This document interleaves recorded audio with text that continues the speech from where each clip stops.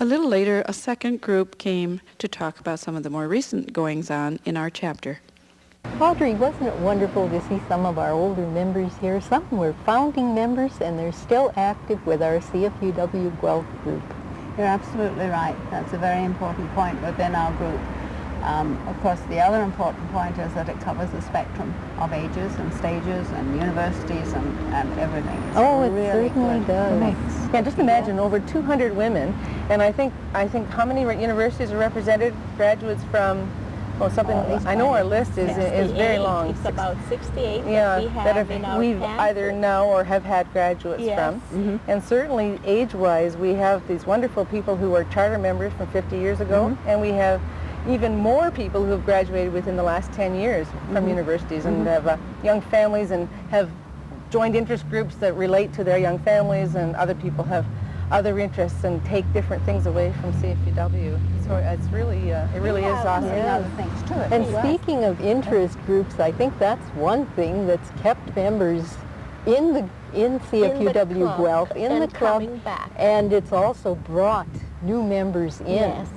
Because I think the new group that is doing very well and is really flourishing is FIX, and I really don't know what it stands for. It has a peculiar family issues group. Family issues group. That's one of the groups that has many of the younger members. Well, they started as MOPS, Mothers of Preschoolers. And the preschoolers grew older. That's and right. Now they and the group didn't want to just dance, so they Yes. just changed their name and changed their focus and slightly. They are good friends, and they visit back and forth, and of course they have the children that something to hold them together.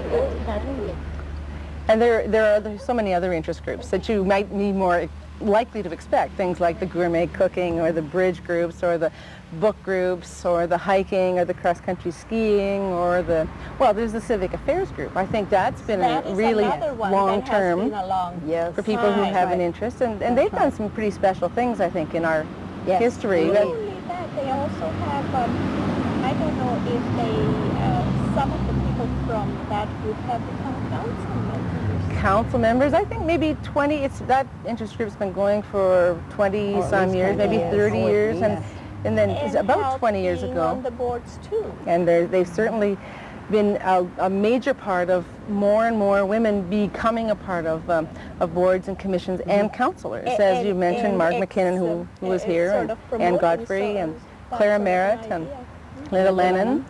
Some people who have been from this club have become members. And that particular group.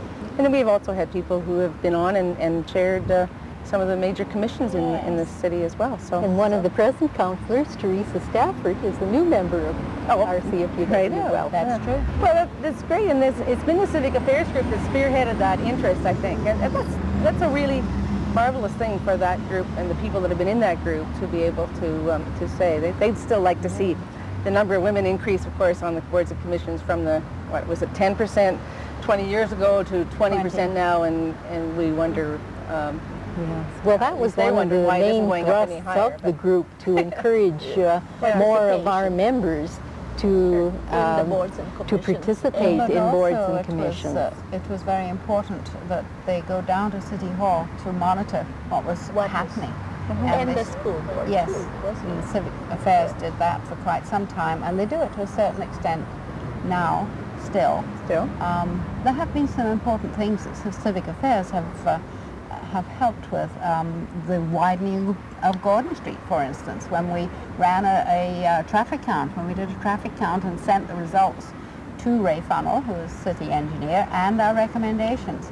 And it's interesting to see that the latest letter from him states that some of it, certainly maybe not through our influence, but at least it goes along with what we did, that many of the recommendations are the same. You know, it's really great that you can do that kind of thing. And working together has been a part of this.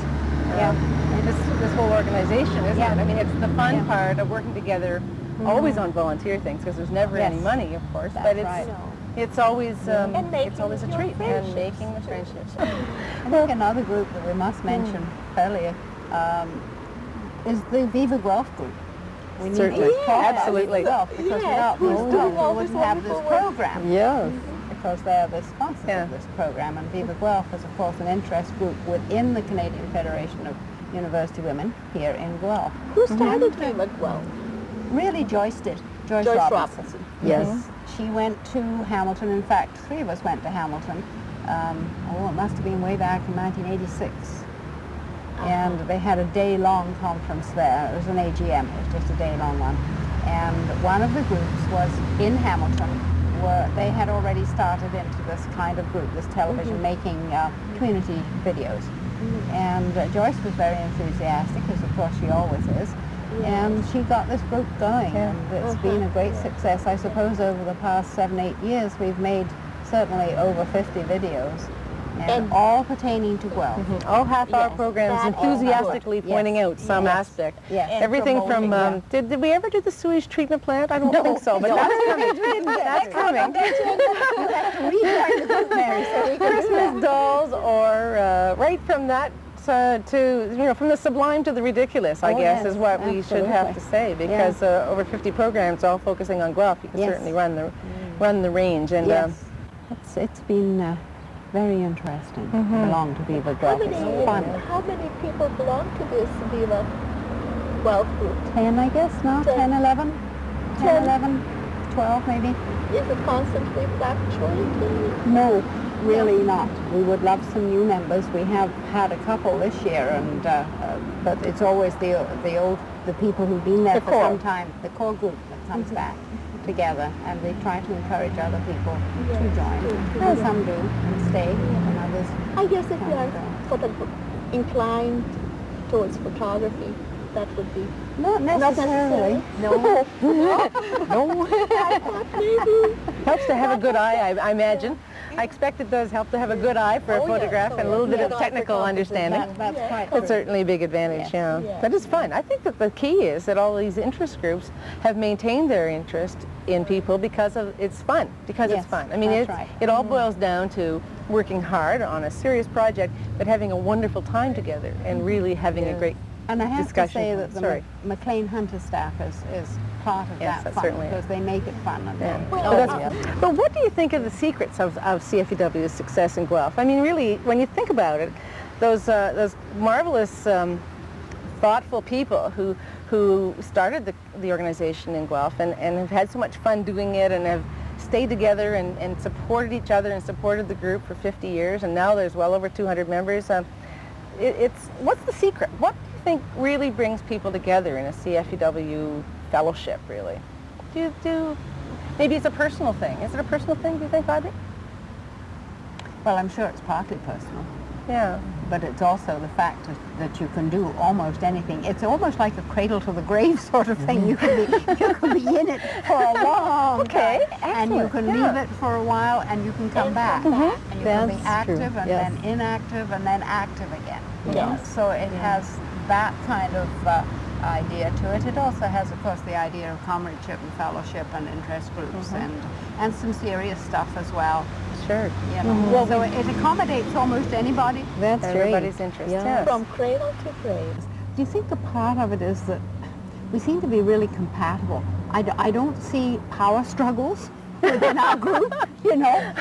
What? This is 1994, Audrey. We have to have When my power struggles. husband comes home, I hear about all these terrible things that are going on in different groups that he's belonged to, and I think I wouldn't want to belong to a group where there were hassles and people sort of saying things about other people and all these nasty little things that seem to go on in some organizations. I haven't ever come across that within this No, group. not in No, it's And I interesting. think No. that may Not be that a it's- point that we Yes. We don't have think about too often, any but- fundraising or anything Well, like yes, that. and that probably is a We big just point. have our scholarships, Yeah.